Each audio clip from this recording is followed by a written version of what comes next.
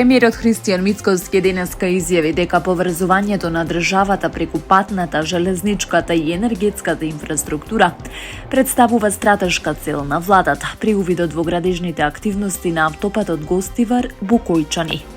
Премиерот нагласи дека коридорите 8 и 10 се од исклучително значење за државата и остануваат највисок приоритет на владата.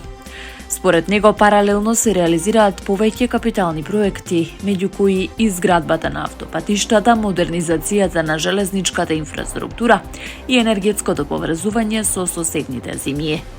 Премиерот информираше дека во наредниот период се очекува пуштање во употреба на преостанатиот дел од автопатот Кичево-Охрид, како и завршување на гасоводното поврзување со Грција во првата половина од следната година. Дополнително најави дека неделава ќе биде објавен тендерот за изградба на гасоводот кон Србија. Премиерот посочи дека е рестартиран и проектот за далноводот кон Албанија, со што државата ќе биде целосно поврзана со сите соседни земји преку високонапонска електроенергетска мрежа.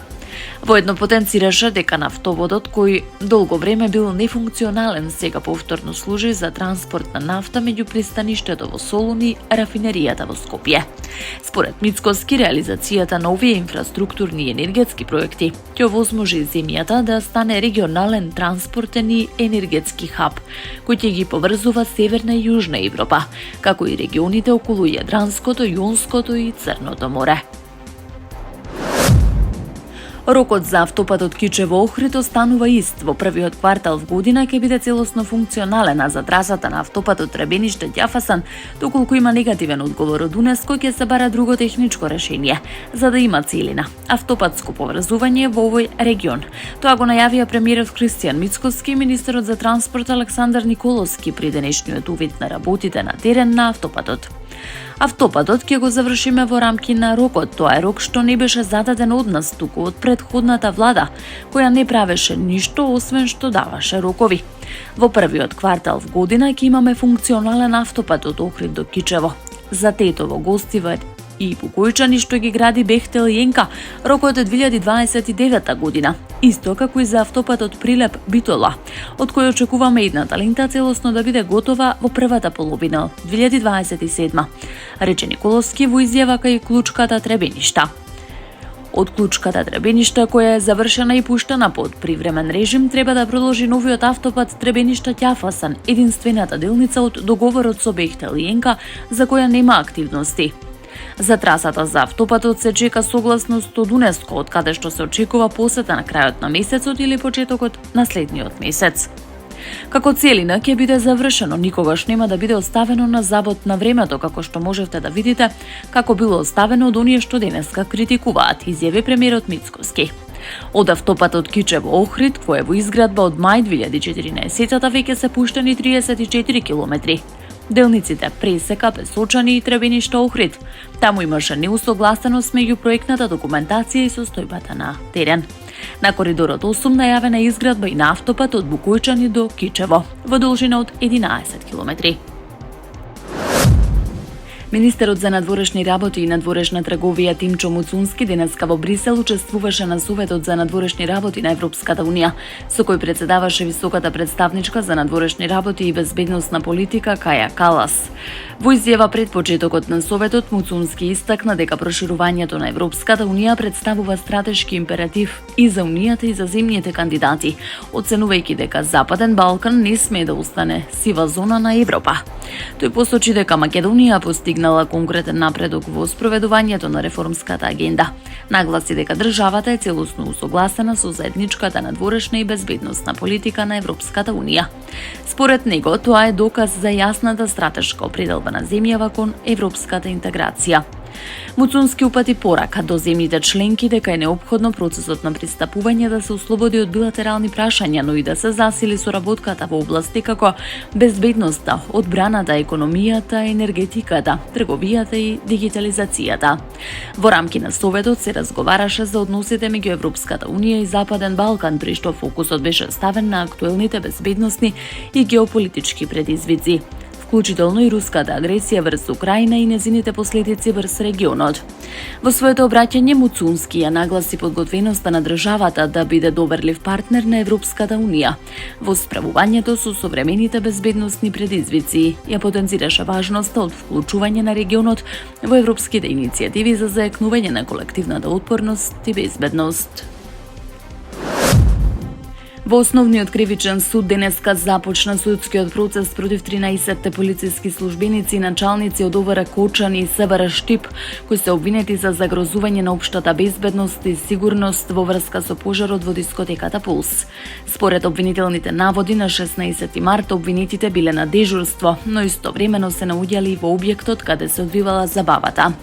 Во моментот на избувнувањето на пожарот, тие не ја прекинале забавата и не реагирале за спречување на употребата на пиротехнички средства, кои се поврзуваат со инцидентот. Случајот го застапува обвинителката Спасенка Андонова од обвинителството за гонење на организиран криминал и корупција.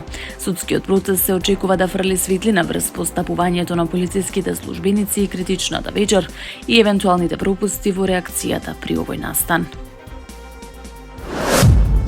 Регулаторната комисија за енергетика донесе одлука со која малопродажните цени на нафтените деривати се намалуваат во просек за 1,78% во однос на претходната одлука од 4 мај оваа година.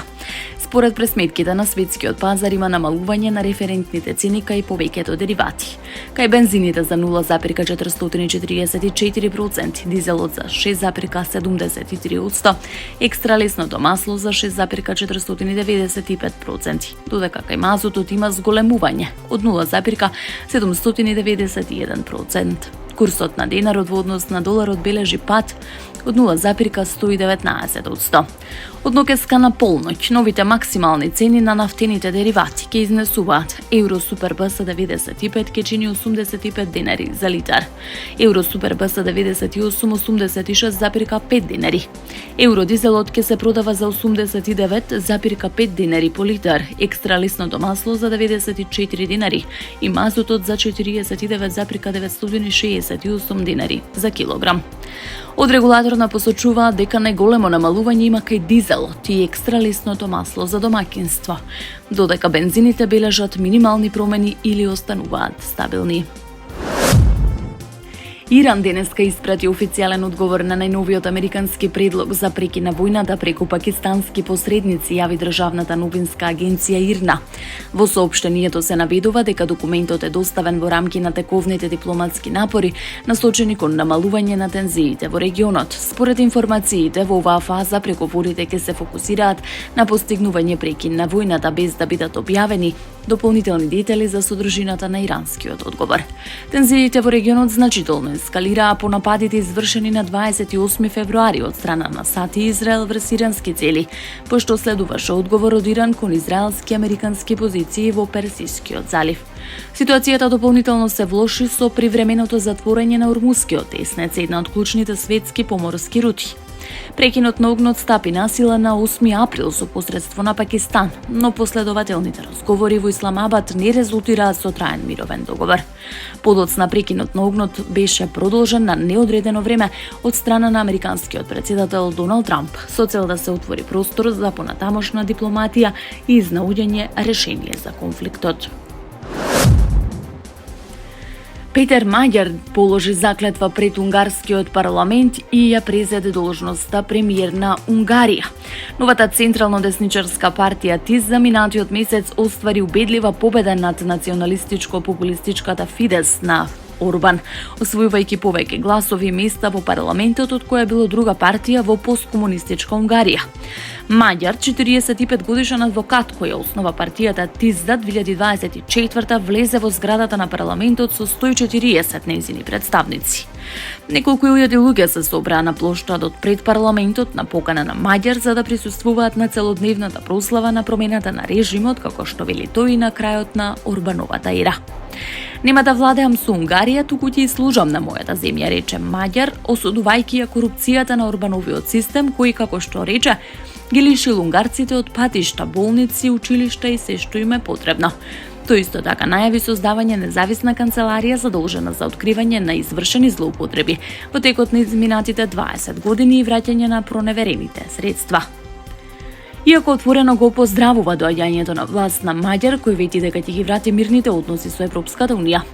Брисел можеби сепак ќе почека да се усвојат конкретни реформи пред да одговори позитивно.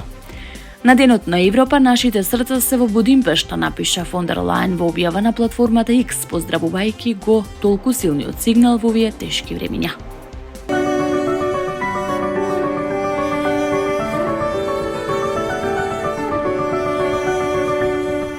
Од Управата за хидрометеоролошки работи за утре предпладне најавуваат променливо облачно време со сончеви периоди, а во попладнивните часови ќе има услови за локална појава на краткотраен пороен дожд, грмежи и засилен ветар. Ќе дува засилен до силен ветер од западен правец, повремено со брзина над 80 км на час. Нестабилно време во попладнивните часови најавија и за денеска, при што локално процесите ќе бидат поинтензивни во форма на невреме, со интензивен пороен дожд, силни електрични празнења, силен ветер од над 60 км на час и услови за појава на град. За денеска споделија и метеоаларм со карта од кои делови од државата ќе бидат зафатени со силен ветер од западен правец. Од управата најавуваат дека во Скопје денеска и утре предпладне ќе биде сончево, попладне нестабилно во делови од котлината, со пороен дожд, засилен ветер и грмежи краткотрајно во форма на невреме.